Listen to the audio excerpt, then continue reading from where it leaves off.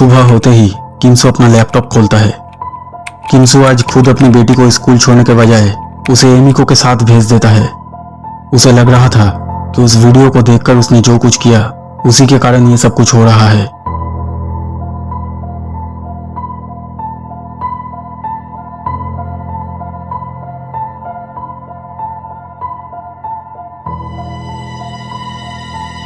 किंसु उस वेबसाइट को ओपन करता है जहां से वो उस वीडियो को देखा था। उस वेबसाइट को खोलने के बाद किंसु देखता है कि एक लॉगिन पेज ओपन होता है जहां लॉगिन करने के लिए किंसु को पहले एक यूजर नेम और पासवर्ड देकर रजिस्टर करना होगा। किंसु जल्दी से कोई भी एक नाम सोचकर यूजर नेम की जगह पर लिख देता है और वहां रजिस्टर कर लेता है और फिर लॉगिन करने के बाद एक नया पेज ओपन होता है। किंसु देखता है कि उस वेब पेज में एक मैसेज बॉक्स है और उस मैसेज बॉक्स के ऊपर लिखा था, अधिक जानकारी के लिए अभी चैट करें, 1 घंटे के अंदर रिप्लाई आ जाएगा, मैं आपकी क्या मदद कर सकता हूँ। किंसु जल्दी से उस मैसेज बॉक्स में टाइपिंग करने लगता है। किंसु लिखता है, इस वीडियो को देखने के बाद मैंने सब कुछ किया था और उसके कुछ दिनों बाद मेरे घर में कुछ अजीबोगरीब चीजें होने लगी। क्या आपके इस वीडियो को देखकर मैंने जो कुछ भी किया, क्या ये सब उसकी वजह से ही हो रहा है? मैं एक बहुत ही साधारण इंसान हूँ, प्लीज मेरी मदद कीजिए। किंसु बेसब्री से रिप्लाई आने का वेट करने लगता है।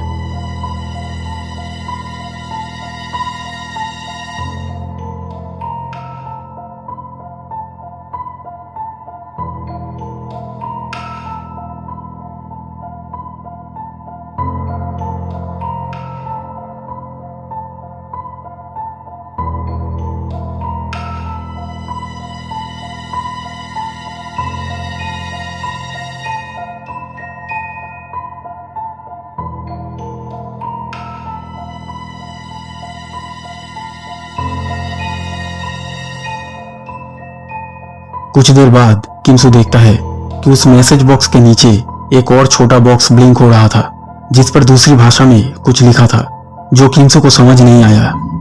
किंसु और ज्यादा कुछ ना सोचकर उस पर क्लिक कर देता है और क्लिक करते ही एक ऑडियो डाउनलोड होने लगता है जो एक वॉइस मैसेज था। किंसु उस वॉइस मैसेज को ओपन करता है और ध्यान से सुनने लगता है। उस ऑडियो में कहा गया था, वो अब तुम्हारे घर में रहेगा, तुम उसे किसी भी हालत में घर से बाहर नहीं निकाल सकते। वो एक बहुत ही भयानक प्रेत है जिसने कई परिवार के लोगों को मार डाला है। अब शायद तुम्हारी बारी। अगर उस प्रेत को कोई अच्छा लग जाए तो उस इंसान के जीवन में सब कुछ अच्छा होने लगता है, लेकिन अगर किसी कारण उसे गुस्सा आ जाए तो वो किसी को भी जान से मार सकता है।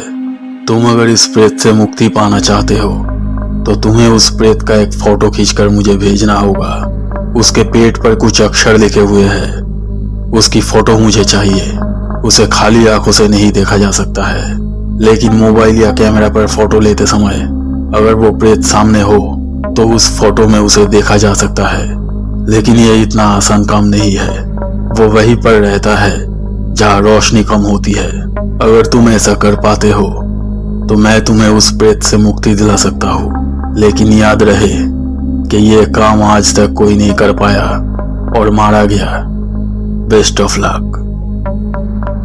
ये वॉइस मैसेज सुनने के बाद किंसु का दिमाग हिल जाता है। वो ये समझ नहीं पा रहा था कि ये सब सच है या झूठ। उसका दिमाग इन सब बातों को मानने के लिए तैयार नहीं था, लेकिन उसे डर भी लग रहा था ये सोचकर कि कहीं ये सब सच तो नहीं। और फिर ये जानकर किंसु बहुत हैरान होता है कि नकाब पहना हुआ उस आदमी को ये पहले से ही पता था कि ऐसा होने वाला है, लेकिन किंसु को यह समझ नहीं आ रहा था कि उसने ऐसा वीडियो क्यों बनाया। किंसु को यह पछतावा हो रहा था कि उसने वीडियो देखकर ये सब क्यों किया। किंसु फिर मैसेज करने लगता है और वो मैसेज में लिखता है कि उसने ऐसा वीडियो क्यों बनाया, वो क्या चाहता है, लेकिन उसके बाद कोई और रिप्लाई नहीं आया। स्कूल से घर लौटने के बाद किंसु की बेटी किंसु से कहती है, पापा, इस साल आपको मेरी एडमिशन फीस नहीं देनी होगी। क्यों? वो आज मेरे स्कूल में एक फंक्शन था और उस फंक्शन में प्रिंसिपल जब अपना स्पीच देने के लिए माइक पकड़ने जा रहे थे तभी मैंने देखा कि उस माइक से धुआं निकल रहा था और मैंने प्रिंसिपल से कहा कि सर माइक से धुआं निकल रहा है। और जब प्रिंसिपल ने इलेक्ट्रिशियन को बुलाया उस माइक को चेक करने के लिए, तो इलेक्ट्रिशियन ने कहा कि ये माइक पकड़ने से प्रिंसिपल को बहुत तेज बिजली का झटका लग सकता था और इससे उनकी जान को खतरा हो सकता था। और क्योंकि मैंने उन्हें इस खतरे से बचा लिया था, इसलिए उन्होंने मुझसे कहा कि तुम अपने पेरेंट्स से कहना कि इस साल तुम्हें एडमिशन फीस नहीं देना होगा।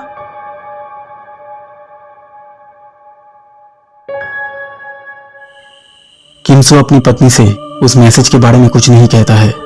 वो इन बातों पर विश्वास नहीं करना चाहता था, लेकिन उसे डर भी लग रहा था। कल रात की घटना के बाद से किमसू की पत्नी भी बहुत डरी हुई थी, लेकिन वो अपनी बेटी के सामने नॉर्मल बिहेव कर रही थी ताकि उसकी बेटी को कुछ पता ना चले। किमसू मोबाइल लेता है और कैमरा ऑन करता है। वो कमरे के चारों तरफ फोटो खींचने लगता है। उसे फोटो खींचने में भी डर लग रहा था, क्योंकि वो सोच रहा था कि कहीं उसे फोटो में ऐसा कुछ ना दिखाई दे जिसका उसे डर है।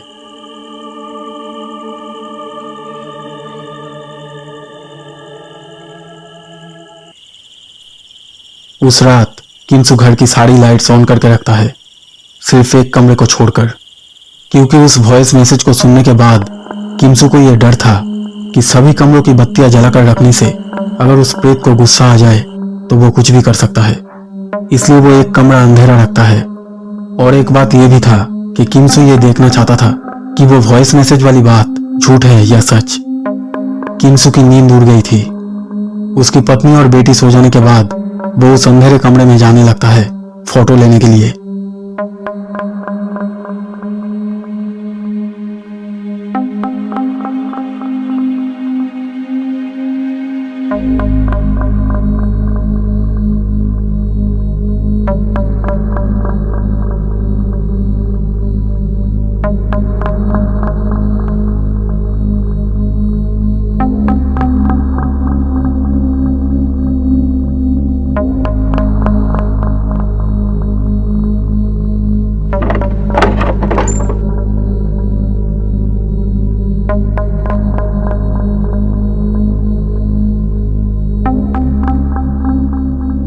किमसू उस कमरे की लाइट ना जलाकर वह पहले से रखी 2 मोमबत्तियों को जला देता है।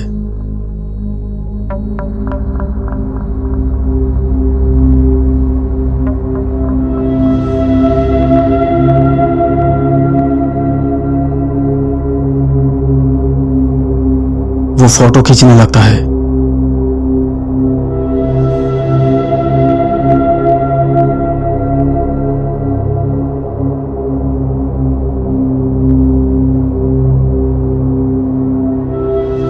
कुछ तस्वीरें लेने के बाद वो देखता है कि उन तस्वीरों में कुछ भी नहीं था। वो थोड़ा राहत महसूस करता है, लेकिन तभी उसने देखा कि अचानक दरवाजा थोड़ा सा हिला, जबकि वहां पर थोड़ी सी भी हवा नहीं थी। किमसू बहुत डर जाता है। वो डरते हुए दरवाजे की तरफ एक फोटो खींच लेता है।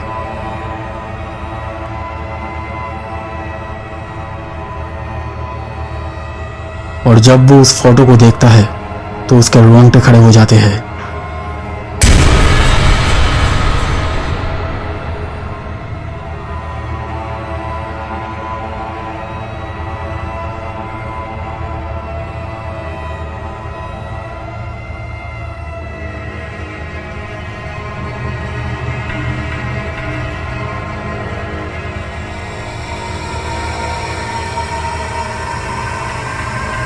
किमसू उसे देख नहीं पा रहा था, लेकिन किमसू ये जानता था कि वो प्रेत उसके सामने ही है। अचानक किमसू के नाक से खून बहने लगता है।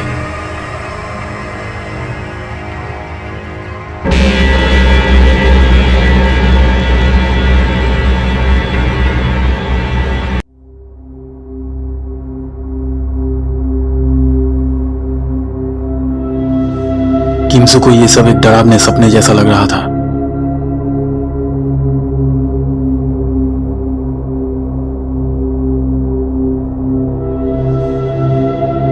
वो उन तस्वीरों को देखता है।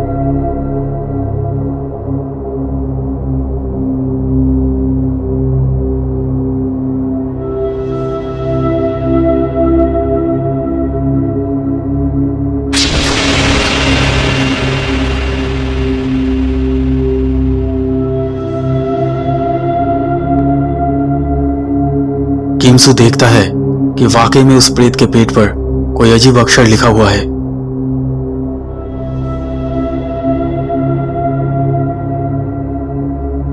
यह इतनी भयानक तस्वीर थी कि इसे देखकर किमसू की रूह तक कांप रही थी।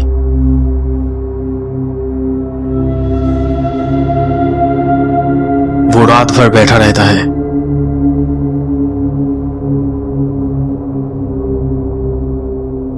कुछ देर बाद सुबह हो जाती है। सुबह होते ही किमसू अपने लैपटॉप के पास जाता है, पर वो थोड़ा सा चल रहा था और एक फोटो खींच रहा था। किमसू बहुत डरा हुआ था, लेकिन किमसू को ऐसा लग रहा था कि अगर उस प्रेत को कोई गुस्सा ना दिलाए तो वो किसी को कुछ नहीं करेगा। इसके बाद किमसू अपने मोबाइल से उस फोटो को लैपटॉप में लेता है और उस मैसेज बॉक्स में अपलोड कर देता है।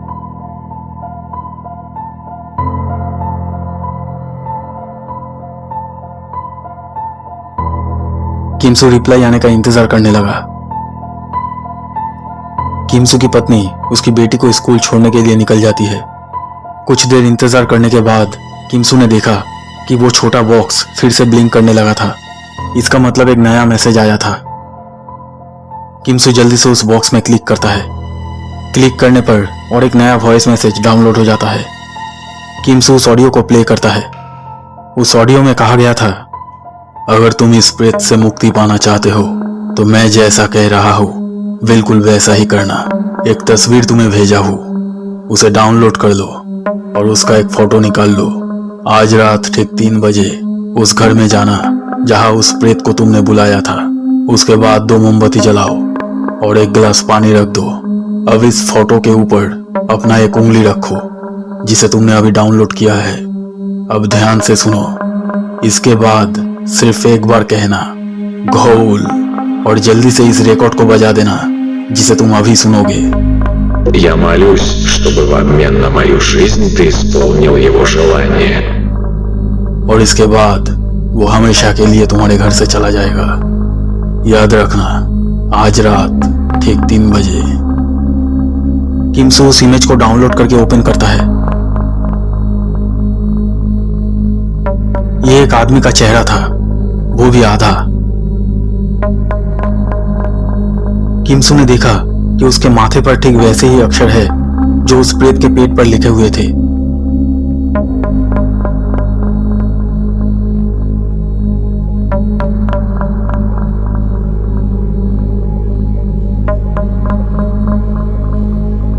किमसू सोच रहा था कि कहीं ये फोटो उस वीडियो में जो नकाब पहना हुआ आदमी था उसका तो नहीं। किमसू को कुछ गड़बड़ लग रहा था, और वैसे भी किमसू अब समझ चुका था कि इन सब के पीछे उस नकाबपोश आदमी का कोई भयानक मकसद है। किमसू ये सोच रहा था कि उसे अब क्या करना चाहिए। वो उस रिकॉर्ड को फिर से सुनता है। Я молюсь, чтобы в обмен на мою жизнь ты исполнил его желание. किमसू के मन में यह सवाल आ रहा था कि ये कौन सी भाषा है और इसमें क्या कहा गया है, क्योंकि उसे उस नकाबपोश आदमी पर अब बिल्कुल भी भरोसा नहीं था। किमसू सोचता रहता है कि उसे अब क्या करना चाहिए। क्या उसे पुलिस के पास जाना चाहिए? लेकिन उस पर कौन यकीन करेगा? बहुत देर तक सोचने के बाद किमसू के दिमाग में एक आइडिया आता है। वो देखता है कि जिस छोटे से बॉक्स पर क्लिक करके वो वॉइस मैसेज डाउनलोड कर रहा था उस पर दूसरी भाषा में कुछ लिखा हुआ था।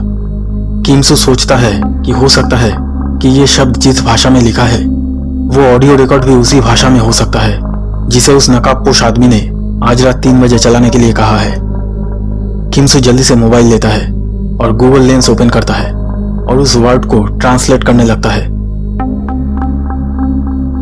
तब किमसू देखता है कि ये एक रशियन शब्द है जिसका अर्थ है डाउनलोड करे। किमसू को एक रास्ता मिलता है। किमसू अब गूगल ट्रांसलेट ओपन करता है और फिर लैंग्वेज सिलेक्ट करता है रशियन टू इंग्लिश, और उसके बाद वो माइक्रोफोन आइकॉन बटन को प्रेस करके रखता है और लैपटॉप के स्पीकर के पास मोबाइल को ले जाकर लैपटॉप से वो रिकॉर्ड चला देता है। और जब वो रिकॉर्ड ट्रांसलेट हुआ तो उसे देखकर किमसू हैरान रह गया। उन बातों का मतलब था, मेरी प्रार्थना है कि मेरी जान के बदले तू इसकी इच्छाएं पूरी कर दे। इसका मतलब वो नकाबपोश आदमी किमसू के जान के बदले अपनी इच्छाओं को पूरी करना चाहता था उस प्रेत के जरिए। किमसू हैरान रह जाता है। किमसू को अब बहुत गुस्सा आ रहा था। किमसू अब पूरा खेल समझ चुका था, लेकिन उसके मन में कुछ सवाल था जिसका जवाब वो जानना चाहता था। किमसू फिर से उस आदमी को मैसेज करता है। वो मैसेज में लिखता है, अगर मैं तुम्हारे भेजे हुए फोटो पर उंगली रखकर ये कहूँ, घोल, मेरी प्रार्थना है इस आदमी के जान के बदले तू मेरी इच्छाएं पूरी कर दे, तो वो मेरी इच्छाएं पूरी करेगा क्या? ये लिखकर वो मैसेज सेंड कर देता है। मैसेज भेजने के कुछ मिनट बाद ही रिप्लाई आ जाता है। उस वॉइस मैसेज में वो नकाबपोश आदमी कहता है, तुम ये सब क्या कह रहे हो? क्या तुम्हें मरना है? मैंने जो कहा है तुम ठीक वैसे ही सब कुछ करना। अगर तुमने थोड़ी सी भी गलती की तो वो प्रेत तुम्हें उसी वक्त मार डालेगा। किमसू फिर मैसेज करता है, तुमने मुझे इस खतरे में डाला है, अब मैं वही करूंगा जो मुझे ठीक लगेगा। अब तुम मरोगे, मैं अब तुम्हारे जाल में नहीं फंसने वाला। और अब अगर तुम बचना चाहते हो तो तुम मेरे सवालों का बिल्कुल सही जवाब देना। तुमने ऐसा वीडियो क्यों बनाया जिससे लोग इतने भयानक खतरे में पड़ सकते हैं? और तुमने उस प्रेत को खुद क्यों नहीं बुलाया? और उस प्रेत के पेट पर लिखे उस अक्षर का क्या मतलब है जो तुमने अपने माथे पर लिखा है? इन सवालों का बिल्कुल सही जवाब देना। और अगर मुझे जरा सा भी लगा कि तुम मुझे झूठ बोल रहे हो तो मैं तुम्हें और कोई मैसेज नहीं करूंगा। उसके बाद क्या होगा तुम्हें पता चली जाएगा। ये मैसेज भेजने के बाद किमसू बेसब्री से रिप्लाई आने का वेट कर रहा था। किमसू को डर भी लग रहा था, क्योंकि वो अभी तक पूरी तरह से निश्चित नहीं था कि जो वो सोच रहा है वो सही है या गलत। इसलिए वो बेसब्री से रिप्लाई आने का इंतजार कर रहा था। कुछ देर बाद फिर से एक वॉइस मैसेज आता है, और इस वॉइस मैसेज को सुनने के बाद किमसू को पूरा यकीन हो जाता है कि उसने जो सोचा था वो बिल्कुल सही है।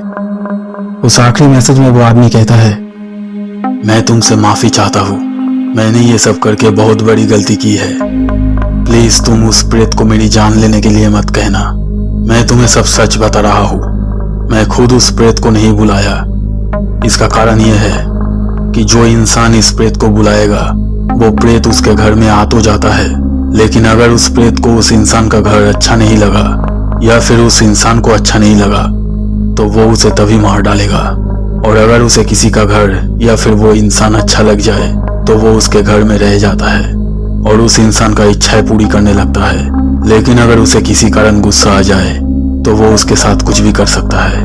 और उस प्रेत के पेट पर जो अक्षर लिखा है उसे मैंने अपने माथे पर इसलिए लिखा क्योंकि मैं दुनिया में जहां भी रहूं वो मुझे ढूंढ लेगा और वो प्रेत केवल उसी की बात मानेगा जिसने उसे बुलाया है। मैंने इस वीडियो को इसलिए बनाया था क्योंकि मैं किसी दूसरे इंसान के जरिए उसे बुलाना चाहता था ताकि मुझे कोई खतरा ना हो। मुझे नहीं पता कि इस वीडियो को देखने के बाद कितने लोगों की जान चली गई है, लेकिन मुझे तुम जैसे एक इंसान का ही इंतजार था जिसे वो प्रेत पसंद करेगा। प्लीज तुम मुझे माफ कर दो, पर तुम्हें ये नहीं पता कि तुम इस प्रेत के जरिए तुम अपनी सारी इच्छाओं को पूरी कर सकते हो। हम दोनों मिलकर हमारे सपनों को पूरा कर सकते हैं, लेकिन इसके लिए कुछ प्रक्रिया करनी पड़ती है जिसके लिए मुझे तुम्हारे घर आना पड़ेगा। तुम प्लीज अपना नाम और एड्रेस मुझे सेंड करो। मैं आज ही तुमसे मिलने जाऊंगा और हम दोनों का जीवन हमेशा के लिए बदल जाएगा। मैं सच कह रहा हूँ। तुम जल्दी से अपना नाम और एड्रेस मुझे सेंड करो। इस ऑडियो को सुनने के बाद किमसू अपना लैपटॉप बंद कर देता है। किमसू समझ गया था कि वो आदमी शायद उसे मारने के लिए और अपनी जान बचाने के लिए किमसू से उसका नाम और एड्रेस मांग रहा था। किमसू अब सोच लिया था कि अब उसे क्या करना है। किमसू उस रात 3 बजते ही उस घर में जाता है और उस फोटो के ऊपर उंगली रखकर कहता है, घोल, मेरी प्रार्थना है कि इस आदमी के जान के बदले तुम मेरे घर से और जिंदगी से हमेशा के लिए चले जाओ। और उसके बाद वो प्रेत हमेशा के लिए किमसू के घर से चला जाता है। किमसू बाद में अपनी पत्नी से सब कुछ कहता है और ये भी कहता है कि अब डरने की कोई बात नहीं है, सब कुछ ठीक हो गया है। और उसके बाद किमसू को उस ऑफिस में नौकरी भी मिल जाता है जिस ऑफिस से उसे फोन आया था, और सब कुछ ठीक हो जाता है। इतनी भयानक सिचुएशन में भी किमसू ने अपने दिमाग को ठंडा रखा और अपनी बुद्धि से और टेक्नोलॉजी की मदद से वो खुद को और अपने परिवार को बचा लेता है। लेकिन वो कभी कभी ये सोचकर हैरान होता था कि कोई ऐसा भी था जो भूत को भी अपने फायदे के लिए इस्तेमाल करना चाहता था। उस नकाबपोश आदमी के साथ क्या हुआ ये कोई नहीं जानता, लेकिन वो वीडियो डार्क वेब पर अभी भी है और उस वीडियो को शायद अभी इसी वक्त कोई देख रहा होगा।